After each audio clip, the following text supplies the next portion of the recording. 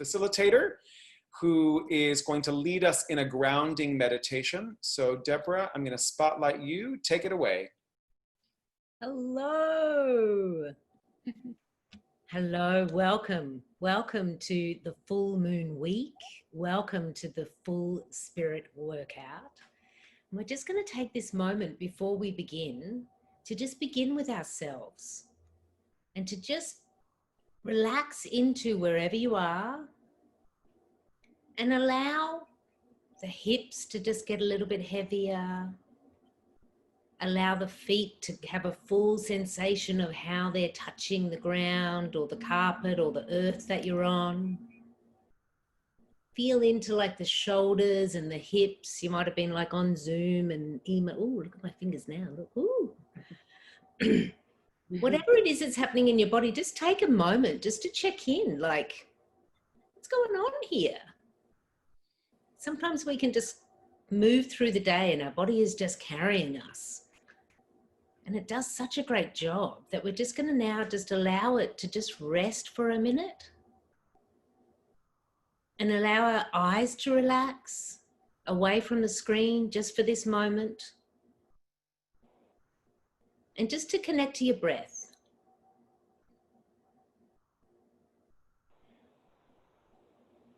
Wherever you are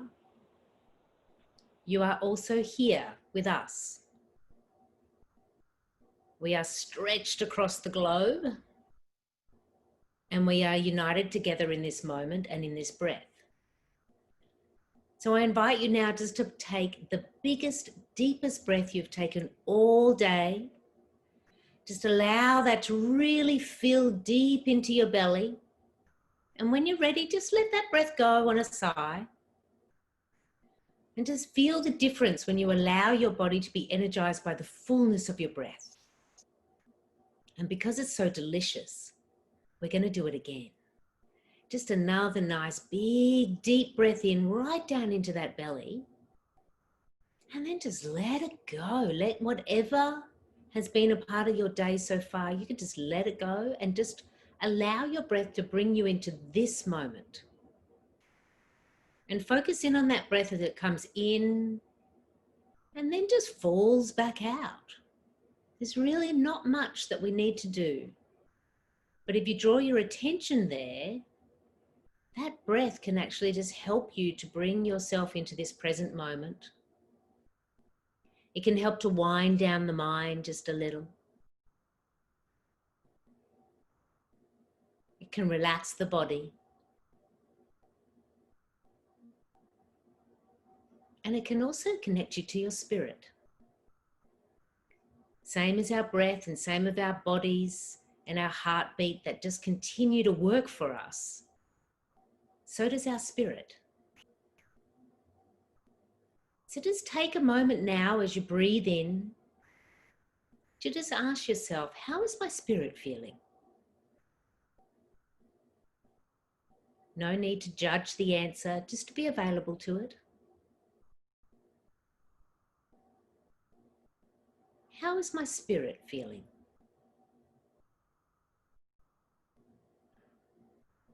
And staying connected to breath and now asking yourself, how would my spirit like to feel? And to see what drops in. It may be exactly what you're feeling. Or you may have noticed that, oh, actually I'd like a little shift. Whatever arrives, just thank yourself for being available to that message. Take in a nice, big, deep breath. Bring a smile to your face. Draw yourself back to the screen and back to Eduardo and Kate and the full spirit workout. Welcome to our Fearless Chat. Yes, we have this gesture called elevated sparkulation. So we're going to elevated sparkulate you, Deborah. Thank you so much for that beautiful grounding. My name is Eduardo Placer. I have the privilege of being the founder of Fearless Communicators. We are our diverse, inclusive public speaking coaching business. We work with thought leaders on what they say and how they say it. And this Fearless Chat series emerged in March as we were stranded figuring out what to do in the midst of the breakout of the COVID-19 pandemic. I live in New York City and I have been displaced from my home. So I am currently in Miami Beach. I was in Colorado before that. I was traveling for business and haven't found my way back home yet. Hope to do that later on at the end of this month. And what we knew that we could lean on was the thought leadership of our community, of our clients, of our leaders who are in the emerging of what's most important and relevant to be speaking in the moment. And we launched the Fearless Chat Series. This is the 31st time that we've gathered in community to center around the leadership of one of our clients. And today we have the privilege of Kate Eckman. Kate Eckman, thank you so much for being here. Kate was a participant in our 17th chapter of our Fearless Force program for visionary women leaders with Megan Markey, who's also on the call. Jacqueline Romano is also an alumna, and so is Deborah Driscoll, our facilitator. And Kate is many things. And the most emerging is a leadership coach that's specializing in confidence, specifically for leaders in business and sports. And she's also an author. So there's a book that she's been working on called The Full Spirit Workout. And that's going to be the deep dive today. Kate definitely has infectious energy. She and I together, it's like vibrating molecules, like power, power, power, power, power. So I'm really excited for this conversation. There were 3 themes that we were talking about today, which is peace, joy, and practical tools. So that's what we're after today, friends. It's been a crazy week. The world is going kaploopy, and we need peace, joy, and practical tools. Peace, joy, and practical tools. So ladies and gentlemen, it's my pleasure to introduce Kate Eckman. Yes. For being here. I let everyone know very last minute. So you're such rock stars for being here. I was without power for 2 days. So no power in a pandemic. I checked into a hotel in pink pajamas with my mask. Nobody cared, which I guess is the beauty of this moment. Anything goes. So enjoy it while it lasts, everybody. Pajamas in public. So thank you all for connecting with me. I know it's been such a challenging time for myself and I think for everybody. So I kind of laugh when COVID hit. Yes, we're all affected. Luckily, we're all here. We have our health. But I was kind of joking with myself like, oh my gosh, I've been through so many uncertainties and upheavals so many times in my life as a freelancer. I've lost all my jobs and money practically every year. Everything goes away. But then you get new stuff. So if you've lost your job, new stuff and a lot of times better will emerge and come up for you. And also, it's just a time where I think we're feeling a little out of control. So I created the Full Spirit Workout a few years ago. I just handed in the manuscript to the publisher, so it'll be available next spring. But so much of the reason I created it is because I was on this hamster wheel of achievement and going, and placing all of my worth outside of myself. And then I was deeply affected by losing 2 loved ones to suicide, almost a year to the day of one another, a best friend and my ex-boyfriend. And it completely changed the trajectory of my life because not only was I having to deal with their deaths, but also everything that it brought up in me. And so much of that was placing my worth in all the externals, what I look like, how much money I make, house, car, what people thought of me. Do mom and dad love me? Am I achieving enough for my father? And I think that's something that we can all relate to on some level where we don't quite add up and we're not quite enough. And then of course I chose to work as a full-time model, which is all about not being enough. You're too something. You're constantly berated for what you look like. And I had to come up with a new system, and I have an athletic background. I was a swimmer competitively for 17 years. And so I knew how hard I had to train my physical muscles to compete and perform at a high level.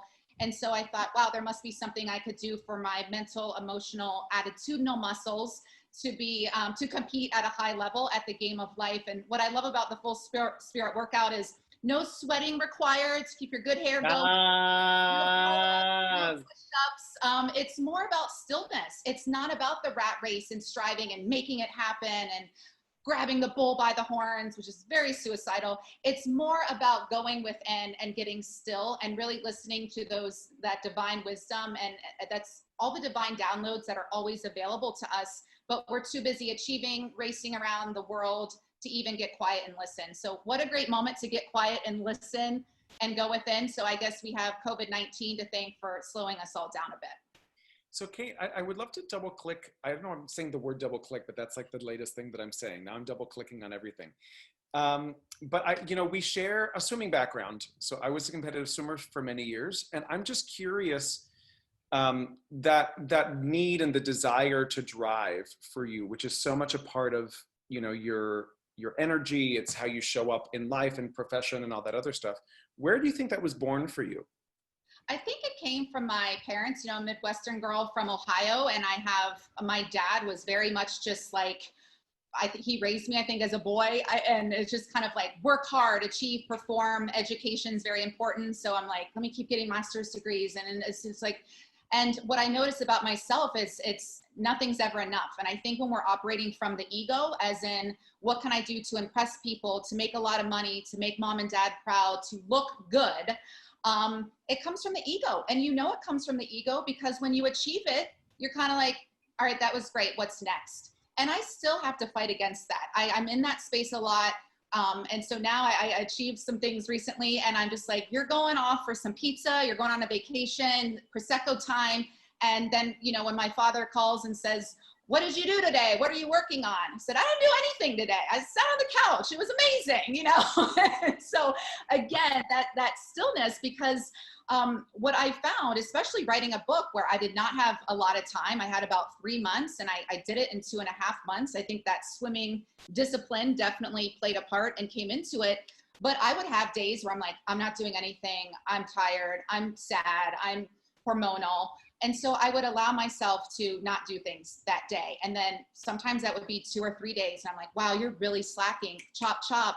But when I kind of just took that time and let myself off the hook, when I sat down to write, 3, 4, 5,000 words would just flow out because I gave myself that adult timeout and just to be and not achieve or anything. And then, I would be in meditation, like, what should I write about? What should I write about? What do you want me to say?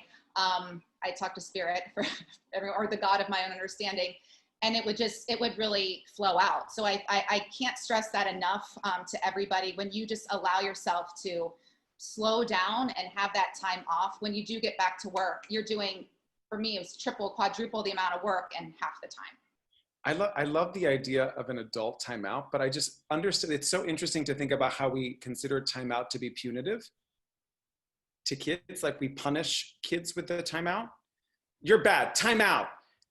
So then we almost resist stillness. Like it's like there's no greater punishment to be stuck in the corner by yourself with nothing to do. And there does seem to be like this switch. So, and it's interesting because like the thing about swimming is like you're going. It's like you jump in the water, fast, flip, fast. And the faster you get, the bigger the accolade, right? The bigger the award. So I'm just curious, like, what were the moments for you, in your trajectory where that model broke down? I think it was watching my friend Sam, who was kind of the male counterpart. We were both the life of every party, everybody's best friend. And we were both in the, on-camera profession. He was an actor and model. And so we both kind of shared that. And seeing how all the rejection in Hollywood took a toll on him and his mental health, it scared me, because not that I've ever been suicidal or had those thoughts, but I was like, oh my gosh, am I going to end up like him, where it's all about what people think and all the achievements and all the outside and does my hair look perfect and all of those things. I think it was such a massive wake-up call, and it wasn't kicks and giggles. It was like, you have to answer this wake-up call or you are going to go south real fast. And I think we see that a lot in our society. Some of the most successful, beautiful, kind, loving people have chosen to leave Earth. So it's I think getting real. I think sometimes we don't keep it real with ourselves. We do this, we pretend like, oh, I'm great, everything's great. Or it's sometimes me, I'm like, I love being single, I'm so independent, I don't want anybody.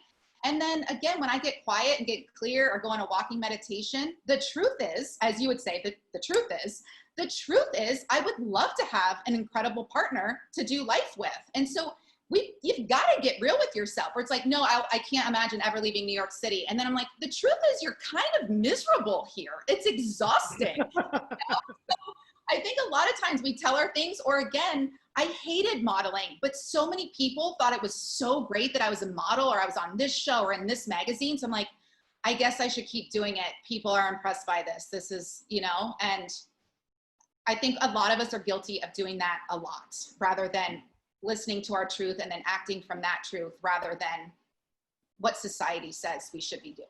It's so interesting because I love this whole the needing to slow down, like you talked about. I love this idea of this adult timeout, and I think there's a way in which COVID-19 was an adult timeout for everybody. Like I think all of a sudden everything stopped and we were all put on timeout, and all the fancy things that we liked and wanted and needed, like all of a sudden it was like, nope, you're not getting that vacation, you're not going there, you're not doing that, you're stuck in your home dealing with yourself.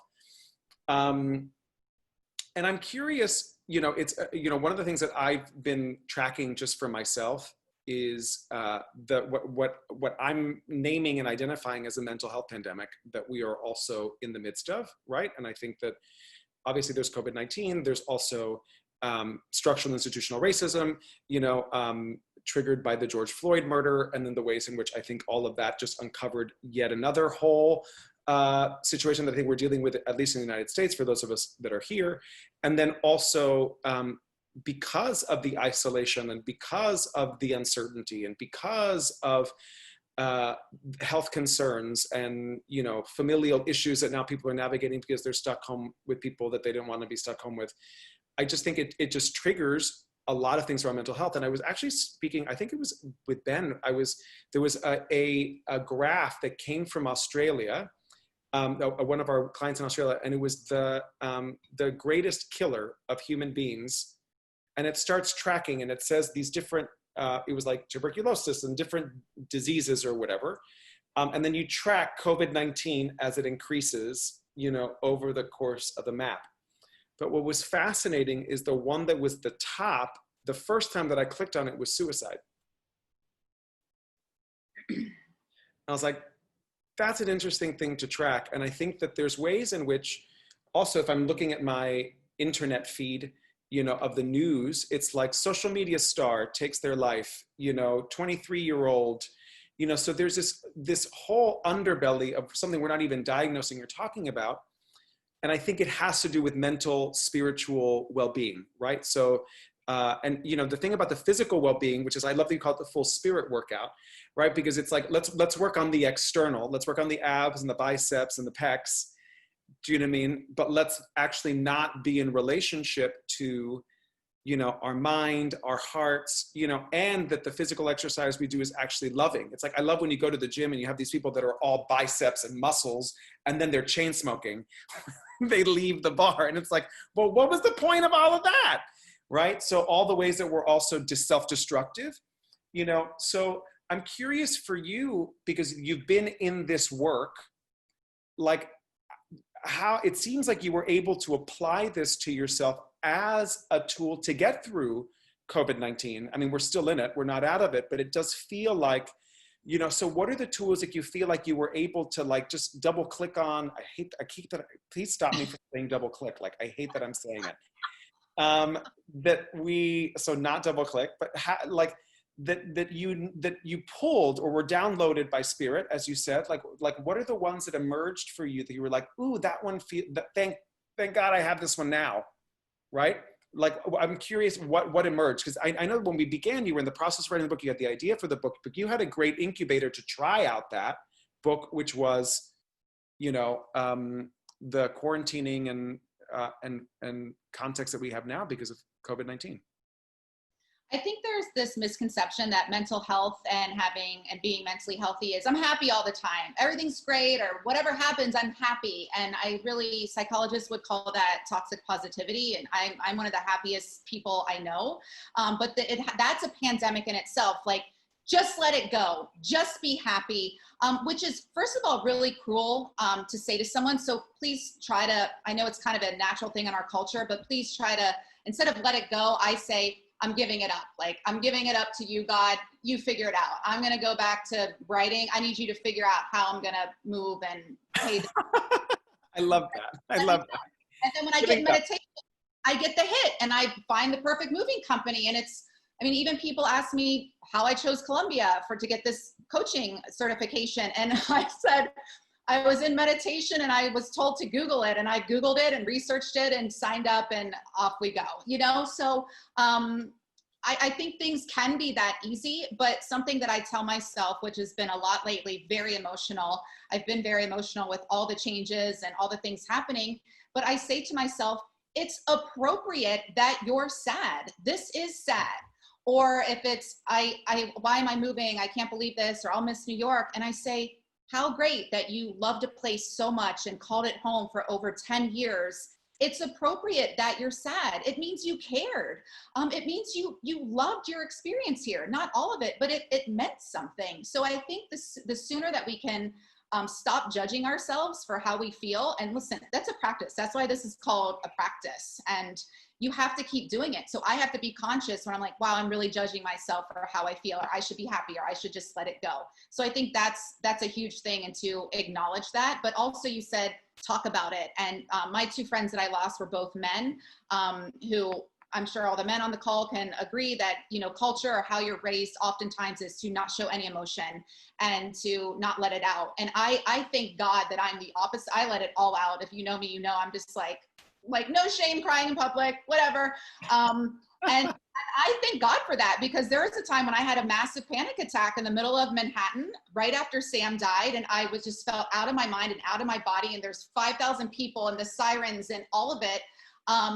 If I didn't let out the emotion and call my brother for help, I don't want to think of where I would have ended up that day. I really don't. And so I just encourage you to get over this notion that it's shameful to cry or show emotion or be sad or be angry, because there's science even says an emotion stays in our body. I think it's 90 seconds.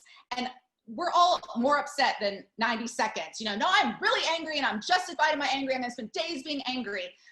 Okay. But I think if you really, I mean, I got back in town last week. There was a day I just laid in bed and cried, I think for 2 hours. I'm just letting it all hang out here. But that's everything that's happening in my life. And I cried, and then I'm over it, and then moving on. So I think the more we can just allow ourselves to really feel that. And, you know, philosopher Blaise Pascal has one of my favorite quotes ever. And it says, all of humanity's problems stem from man's inability to sit quietly in a room alone. And a lot of you wish you were alone, like the kids and the spouse would leave you alone for a minute. But I think that's what this pandemic is bringing up too, just the loneliness factor, and that most of us are horrible at sitting quietly in a room by ourselves without Our adult timeout. Our adult timeout, that desire, and it's like that, let that be a treat. You know, Kate, I love that. I know that there's some practical tools that you wanted to give us, you know, as we're moving in, as we're developing this practice for ourselves. And I think the one thing that I thought about is like, one, it's like the willingness and the ability to be with one's own emotion and feeling. And I think there's also the act of generosity of being able to be with somebody else's, right? Because sometimes when someone gives us their emotion, like we don't necessarily have the skill set to be with someone else when they're having that. We like want to run away or hide, or like, oh, call me when it's over, you know? And I think there's something beautiful about being with people who are going through whatever it is that they're going through. That doesn't mean anything on your part, but like, because I think then people feel seen or acknowledged, or that whatever they're going through is just them being a person and having an emotional response in heightened circumstances. Yeah, and I think in coaching, we do something right off the bat after you get into a topic is, why is this important to you right now? So let's say you're like, I really want to move to California. Okay, well, why is this important to you right now? So I think so much of it is just getting clear. First of all, what is it that you desire? What is it that you'd like to change? What's up for you right now? And being honest about it, whatever that is. And then in coaching, we do developmental frames. So what's your worldview? If your worldview is, I suck, people suck, the world sucks, this sucks, we can all kind of, we don't have to guess very hard what your experience in life is going to be. So much of it, we think, again, we have to change all the externals, but really it's that within, what is my worldview? What is my belief, or the limiting beliefs that are blocking you? I mean, even there's a spiritual line that says, you know, it's that we're basically have just put up. It's not that we have to seek for love, it's that we have to remove all the barriers to its coming. So we think we have to seek for the money or the opportunity of the relationship, but really we need to remove all of the blocks. And the blocks are things like self-doubt, self-judgment, that I'm not good enough, disease, pandemic, I'm too old, I'm not pretty enough, all of those things, but none of that is even true. So again, it's like, is that thought even true? And Byron Katie does, if you don't know about her, Byron Katie does incredible work around that. Like, is this thought even true? How can I be sure? Who would I be without the thought? What would I be doing without the thought? So it's really kind of, and a lot of people resist it, just like we're resisting burpees and pull-ups. It's not that fun because you resist it. 'Cause I'm like, it's really tough to go in there and be like, what's up, and get real with yourself. But if you're like me, you got to the point like, okay, this is not working. I can't continue on this way. And also I will say the work is worth it. I mean, I'm the proof, you know? So I think a lot of times too, then you see the outside achievements and people are like, how'd you do it? It's like, I cleaned up my insides, and then it just, you more naturally attract the people, opportunities, experiences. So Kate, if people have questions, please feel free to put them in the chat so that I can address them to Kate, just so that, again, we can engage as people have questions to the content that you're providing. And I think it's so fascinating to get the context for the birth of this Full Spirit workout, you know, the book that's going to be coming out soon. And I know that you talked about this idea of inspired, consistent practice, right? So, because the thing sometimes with burpees or with, one of the things that I self-confess is that I don't do well with these things alone, right? So I don't, like, if I were left to my own devices to do any type of workout, it wouldn't happen. However, if I have people with whom I can do this with, that's why I think you have coaches, or you have like a personal trainer, or you have a community of people, that they're people who you can gather with, that you can hold each other accountable to develop the practice, right? It seems like you're also a high-performing practice person because you were a swimmer, right? So you get in the pool and you do the laps, but there's a certain level of discipline, right, to develop whatever this inspired, consistent practice is. So what are some ideas what are some ways that people can start developing an inspired practice for themselves so that they can start working on the insides, right? So that we can move away from that external outside in kind of thing to this inside out physical, emotional well-being work. Right. So for me, it's quiet time. And I will say, please go easy or gentle on yourself if you're not used to this, because my brother, for example, very successful doctor, and I've been talking to him about meditation for years. And he's one of those, I don't have time to meditate. And I'm like, oh, then you need hours of meditation. And then it wasn't until COVID and being a doctor and everything going on, and his stress levels are through the roof, that he said, oh my gosh, I've been meditating every night. So please don't wait until you're in crisis mode, and just try it out for fun. I mean, even just set your little phone alarm and start with 5 minutes and just close your eyes. There's no skill or technique required, and just breathe and focus in on your breath. I do transcendental meditation where I have a mantra, but just literally focus on your breath, eyes closed. And, as you get more advanced, you can start, sometimes I'll just get, I call them downloads in terms of next steps to take, who to call, things like that. But become more practiced at listening. I think that's where we get into trouble, is that we aren't practiced at listening. We think we know best. I'm freaking out, I'm gonna call Eduardo. Eduardo, solve my problems, ready, go. And that's not helpful, because you're dealing with your own stuff. You might project onto me, give me some bad advice, or just be like, oh, you're fine, just don't worry about it. So again, when you getting quiet, I journal. So even if I have a limiting belief, I'll write them down. I have a course that I'm offering for everyone on the call that you'll get at the end of this. Is I'll take you through an exercise where you're writing down limiting beliefs, in this case, that you have about your body. And then I ask you to burn the paper, not write it on your phone, but burn the paper. And then we go through a meditation, and then you'll start fresh and create a new thought about your body. So if it's, I'm not attractive enough to go to the beach in a swimsuit, you're gonna write that down and burn it, and then come up with the belief that I'm not gonna make it up, but whatever is true for you. So again, it's a lot of practice to get rid of the self-limiting beliefs, and then start with the self-fulfilling mantras or affirmations or things that you're gonna carry forward. But it gets into your subconscious when you do it enough, that then that becomes your default setting. Your default setting becomes, You know, I was in hypnotherapy once, and my mantra came out like, I am the sunshine. And so now if I'm like, oh, this stinks, I'm like, I'm the sunshine. I'm not competing with the moon. I'm not jealous of the stars. People are always excited to see me. You know, it's like, oh, sunny day. And I'm like, I'm the sunshine. And so owning that, even when I'm down, I'm like, I'm the sunshine. You know, I'm just going to shine bright. And some people hate the sun. I kind of hate the sun. I've had skin cancer, you know, but just, Hey, I'm curious, the mantra, do you have certain mantras that do you recommend that you like listen for the mantra that emerge and trust whatever that mantra is? Or do you have like a little garden variety mantra that you like to choose from? Like, what are the types of mantras that you recommend in the transcendental meditation practice that you develop? They give you one when you take, it's a word, and I think it's by your age or something that they give it. So it's not a typical mantra like, I'm amazing, but a meditation that I write about in my book that I think is so timely, especially right now with everything going on in the world, it's called a loving kindness meditation, because with social justice reform, we can do all the work and the outside work that I think is minimum standard requirement, but really it's going to be about changing our hearts. Like, why do we hate that person? Why are we so biased against this group? All of those things. And so this meditation, I mean, again, this is science. This is not hocus pocus. This is not just, oh, please take my word for it.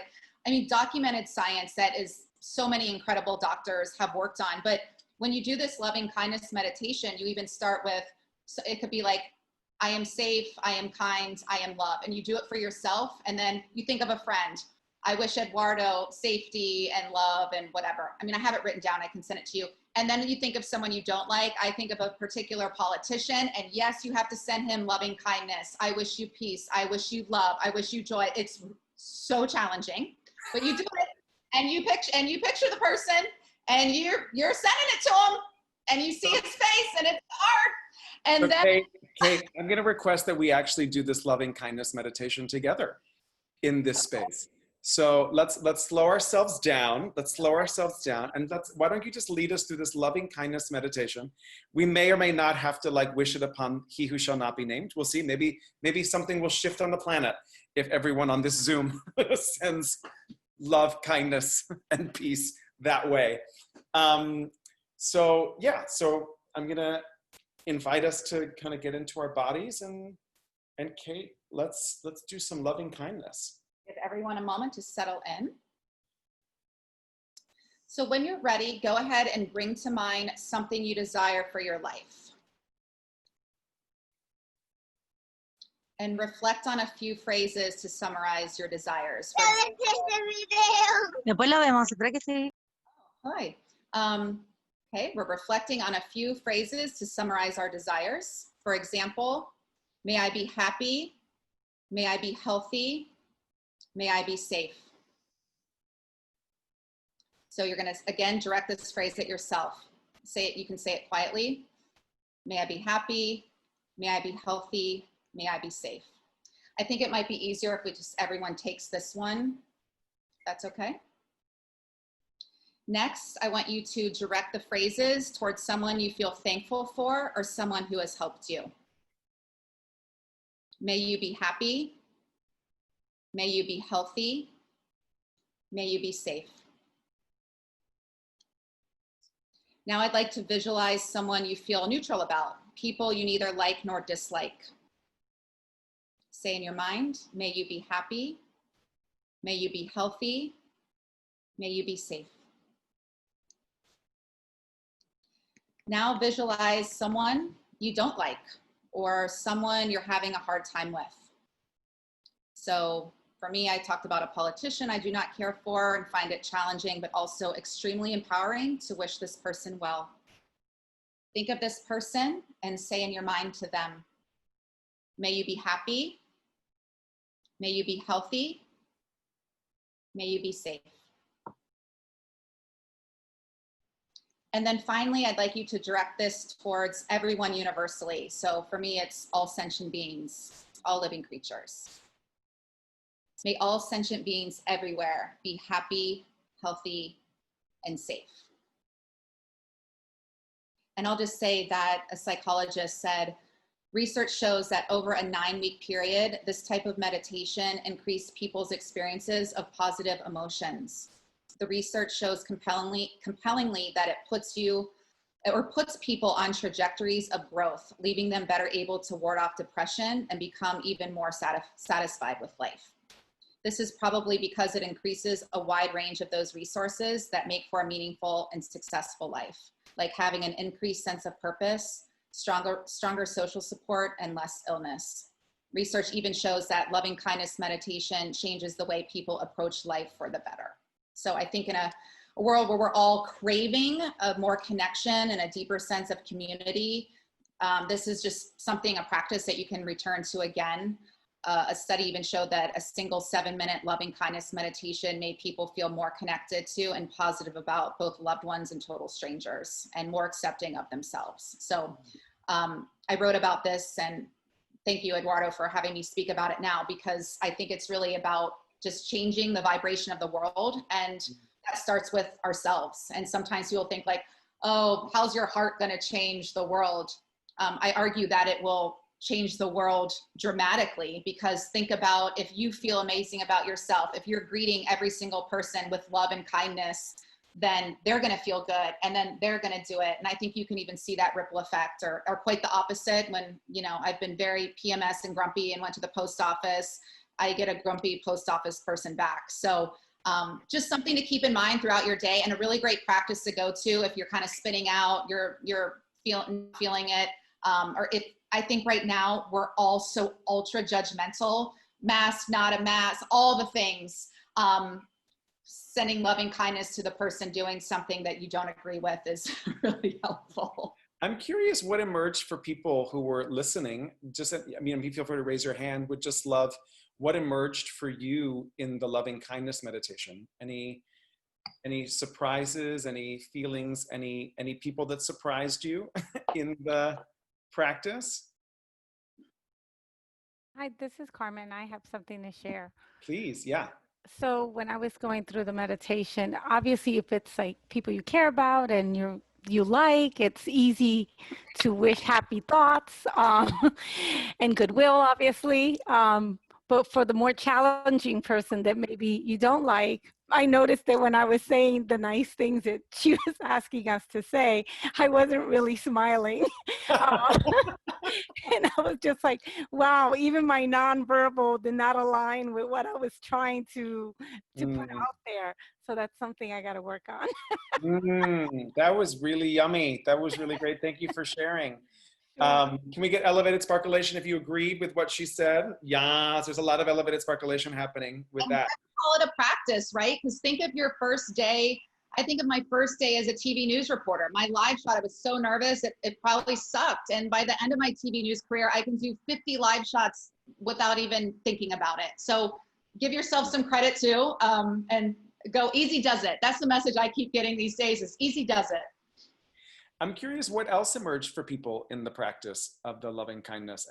Anybody else have any other downloads or moments that they were? Jackie, you wrote peace and compassion. I think it's Maurice or Morris said a very cool meditation. He loved it. But curious to see if there was anything that was surprising. I found similarly to, I think it's Carmen, that that I found myself like wincing when it came to the person that I didn't like. You know, I was like, fine, I will wish you love and kindness. You know, but it was just interesting what that brought up. Allie just said, I couldn't think of a neutral person. So maybe someone on the subway, or the person at the grocery store, someone on this call you don't know. Yeah, that's good. It's just like somebody casual, like just a random person that pops up. Because sometimes that person can show up in your subconscious, and you're like, oh, right, that guy at Trader Joe's that like packs my groceries. You know that, you know, I'm going to send him or her loving kindness. And what's interesting too is who knows what they receive, also. Right, but what's interesting. What were you going to say? Saying spiritually, all minds are joined. So sometimes even, which is why you'll be thinking of a person and they call you and it's like, oh my gosh, I've been thinking about you all day. And it's like, course, like you feel it, or even the person at Trader Joe's, even behind your mask, they can feel that you're wishing them well, or they might not even, they're like, wow, he or she just feels really good. And those are the subtle shifts that I'm talking about. I think a lot of times we think we have to reinvent the wheel to make an impact, or donate $1 million, or do something dramatic, but something as simple as wishing someone well is quite powerful. One of the things that I also tracked was that as I was like, because we started with this internal journey and then we were moving externally. However, what I also tracked for myself is that there's probably a way in which this outward manifestation of what I dislike is actually really inside. Ooh. And like an opportunity for me to build a loving kindness practice meditation with the part of me that I see amped up in somebody else that is really perhaps like a, you know, not a lampoon, but it can be like an extreme version of a part of me that I dislike about myself that can be manifested externally. And that there's this opportunity for like, ooh, let me locate that within me, you know, and give that loving kindness as a source of healing. Of course, it's always about us, right? It's never about the other person. We just think it is. So the real work is in ourselves. But you say, oh, no, Kate, that person's a jerk. Like, they're evil. That might be true. But however, and that's what the full spirit workout is, that non-reactivity, that stillness, not reacting to the comment, not going, but also not just sitting at home and hoping it all gets better, taking inspired action where you feel like you can make a difference in a positive way.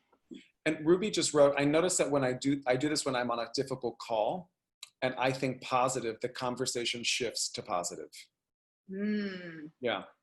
Yes. Or even there's that notion too, that before you walk into a room or start a call, you guys are so good at this, but wishing everyone well. So whatever you walk in there, instead of like, I'm going in this meeting to book this sale and make $10,000 and make you like me or buy my book. It's like, I'm going to go in, I wish everybody well. And that's what I said in this call, because I kind of show up like Hurricane Kate, and it's like, what do you want the call to be about? I'm like, peace and joy, like, woo, whatever that looks like, we want peace and joy. So again, just setting that intention, and then of course, be prepared. Those are even my 5 P's of self-confidence, right? Of course, be prepared. But I think there is so much to actually genuinely wishing people well.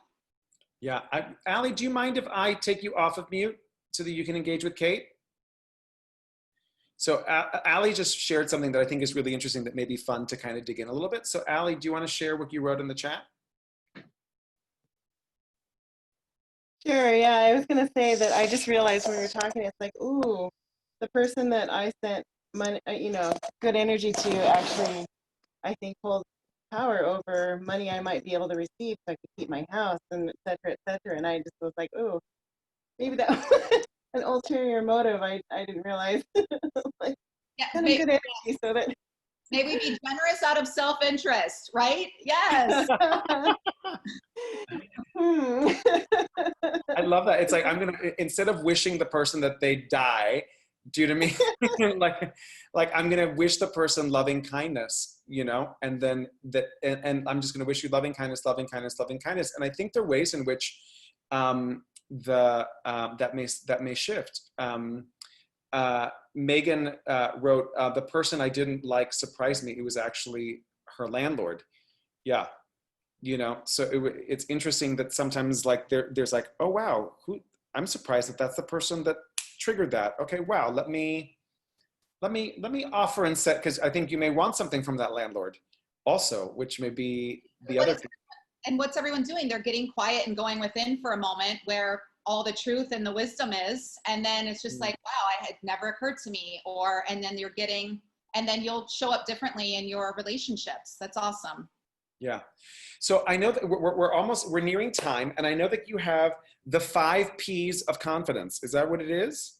Yes. So why don't we dig in? Let's give you the 5 P's of confidence, and then we'll finish with our little grand finale, fearless chat moment. So what are the 5 P's of confidence? Yeah. So people often ask me, how can I be more confident? And I do a lot of coaching around that. And I first will say, which Eduardo helped me do on my research paper is that confidence actually stems from the words to trust, which I think is so beautiful. So wanting to be more confident, how about trusting ourselves, trusting that we're being guided and protected, all the things, try to lean into more trust. And then the 5 P's are presence, patience, purpose, preparation, and practice.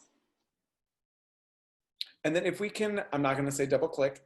When we go to presence, just an opportunity to spend a moment with each of these, just so that we can kind of ground into them and feel into them. And then I know that you have an array of tools that we're going to be sending everybody who registered for the call, so you can connect deeper with this work. Right. So presence, be present. Don't be thinking about the past or what I need to do for the future. I think when we really dwell in the present moment, everything is kind of perfect because that's all that's here. In the present moment, I'm talking to all of you. Life is good, the end. Not like, oh, this, oh, that. So being present in the present moment. Patience. I think sometimes we want things right away, and maybe by having to wait it out a little, we grow, we learn things that are going to help us. We gain the tools to really help us on our journey. And sometimes when we get things immediately, maybe we don't respect them enough. So having that patience with yourself, be willing to suck at first, like I was at dance class. So be willing to not be great at first. Have patience with yourself. I will never be a great dancer, but I was patient with myself for sucking really bad in public. Purpose, have something greater than ourselves. So have a mission that involves helping others, that means more than just what's in it for Kate Eckman or whatever your name is, fill that in. Preparation, this we can't get away from, so show up prepared. Tonight I said to Eduardo, I'm like, I could talk for 10 hours, so maybe, narrow it down. So whatever preparation means for you. I know before I go on TV, for example, I really got to have my talking points down. So don't just show up on blind faith. We all know that. And practice. Listen, this is all a practice. There are no enlightened masters here. We're never going to be Buddha on the mountaintop. And it's just about striving and showing up and having fun in the practice. It's like, sometimes I'm like, I suck today. Like my brother the other day was like, he did a video for me. He's like, you're rusty. It's like, yeah, I need to practice. So having a sense of humor, that should be like, that's the biggest one. Have a sense of humor with the 5 Ps, make it your own, have fun, everybody. Life is really, it's challenging out there. Have a laugh, have a Prosecco, give me a call. We're gonna get through it. And we can wear our pink pajamas with our masks. We'll have pink pajamas and a mask and having Prosecco, just being a person and speaking. Ali just said, yes, I will never think fondly of Mitch McConnell, but I'll send him good energy anyway. Yes, absolutely. Hey. And Pat Kalfa said, notice everyone are just mirrors, both likes and dislikes, which I think is really powerful. Like to think of like, oh, wow, you were just a mirror for me. What an opportunity to just, really think about, okay, let me take this inside. Let me do that work. I think that's really powerful. Kate, thank you so much for joining us and leading this fearless chat. What are the things that you have some things that we're going to be sharing with people via email? What are those things that we're going to be sharing? Yes, so it's my joy to give you as a gift my most popular course, which is called Spirit Has No Size. It's shedding labels and limitations to strengthen your self-confidence. It works a lot with healthy body image, which I think affects everybody, but we're doing it, of course, from a spiritual perspective. So it's not about losing a bunch of weight and looking hot in a bikini. If that's what you're after, and that's an end result of doing the inner work, so be it. But we're going for more than just looking hot. We're really going for feeling hot and having six-pack spirit. So I think you'll really like it. It's a lot of great journal exercises, meditation, and a lot of personal stories. I'm getting really, really real and vulnerable and talking about being publicly body shamed while working as a size 12 swimsuit model. So I feel like by sharing all of that, it'll kind of get some things stirred up for you to deal with whatever's blocking you. There's stuff that's blocking us from being our best, greatest, most fabulous, elevated sparklation selves. Let's clear it out. Clear it out during COVID. You come out of COVID and like the world needs to dramatically transform. Be the leaders. You don't have to be in Congress. You are a leader. Let's go. I love that, Kate. Thank you so much. Elevated Sparklation, Kate Eckman. And you know, I'm excited for our upcoming conversation. So first of all, stay tuned to your email. You'll be receiving email, the details that Kate offered. And we have something really exciting for next Thursday. So next Thursday, Deb, I'm going to ask you to come off of mute so you can explain a little better. We did this with our Australia conversation. It was a huge hit. And we felt that for chat number 32, Fearless Chat number 32, it felt like an opportunity to instead be, you know, up here showcasing a thought leader, instead investing and listening to the stories that are emerging from our community. So Deb, do you want to give a little bit of a breakdown of what's going to happen? Yeah, so this is, as Eduardo said, there's also a chat series that we have that anyone can arrive at, that Diana, who's on this call, is often with us. It's called Moving Fearlessly, and in the US time, it happens on a Tuesday night. But essentially, it's our way that we're embracing and building community and being with our Australian community. And we just noticed as the chat was developing that new people were arriving on the Zoom, and we were building this beautiful organic community. But myself and Johanna, who hosts the series, we were like, but we don't really know who they are. Like, what do they need? What's emerging for them? What's happening? And so we decided to just pause and take time for story. And so Johanna, who's going to be with Eduardo next week, is a master story facilitator. And she's essentially, it's like holding a story circle, and there's no agenda other than what stories are emerging and what do we need to hear now, because there's so much happening for everybody. And we don't always have the spaces just to tell your story. And when we had this process in our Australian chat, Johanna and I were like, at the end, we were just like, oh, so good. It was just so satisfying to be with people. So there's an opportunity to go into breakout rooms and tell a story in a smaller group. We use the whiteboard. Like, there's a whole heap of different ways to interact. And it's not like I'm going to be forced on the spotlight to tell my personal story now. Some people might just want to listen. But it's just making space to be people and to share stories. And it's a really beautiful process. Really beautiful process. Highly recommend. So that's going to be our experience next Thursday. So of course, we would love to see you there. Feel free to share that within your network as well if you feel inspired. Thank you so much for joining us for Fearless Chat 31. Thank you so much, Kate Eckman, for your beautiful sharing and presentation. And what we're going to do is we're going to just stay for another moment here at the end to do our little final farewell. We have our little final ritual, which closes out our Fearless chats. If you have to go, we totally get it. And if you can stay for a moment or so, we're going to stay on. If you are on, whatchamacallit, if you are going to be staying on to communicate, if you can, just give me a thumbs up that you're able to engage in conversation, that's helpful. So that we can, because some people are, have their mutes on. Okay, we'll just do it. So the invitation is to raise your hand. And then what we're going to do is we're just going to acknowledge the person and then thank them for being here. And then they're going to pass it on to somebody else. And then we're just going to go person by person as we go through and just acknowledge everyone on the call. So Ruby, I'm going to start with you. I see you and I thank you. And you're on mute. Thanks. Kate, I see you and I thank you. Oh, thank you so much, Ruby. Deb, I see you and I love you and I thank you and appreciate you. Thank you, Kate. I love you. Diana, I see you down there in Australia. I appreciate you. Thank you. Laurie, I see you and thank you. I think I'm the only Lori. Lorena, I see you and I thank you. Lisette, I see you and I thank you. Eduardo, I see you and I thank you. Gracias. Megan, I see you and I thank you.